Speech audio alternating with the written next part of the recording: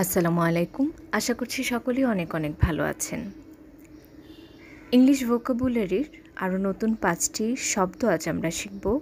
পাশাপাশি জানব শব্দগুলির বাংলা অর্থ, ইংলিশ উচ্চারণ এবং শব্দগুলো দিয়ে গঠিত একটি বাক্য। পরিত্যাগ করাকে আমরা ইংলিশে বলতে পারি forsake।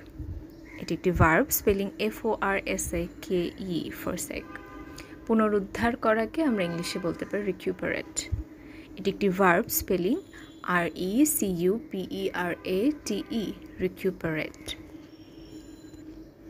পূর্ব লক্ষণ বা পূর্ব সূচনা বোঝাতে আমরা ইংলিশে ব্যবহার করতে পারি augury শব্দটি। এটি একটি নাউন, স্পেলিং AUGURY, augury। আচ্ছন্ন বা উন্মনাকে আমরা ইংলিশে বলতে পারি preoccupied।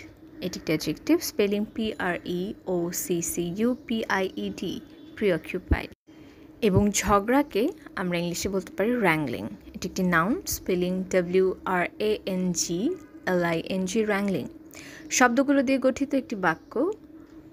Forced to forsake his mission after the injury, he took time to recuperate, all the while preoccupied with dark auguries about the future, as distant wrangling between the rivals echoed in his mind.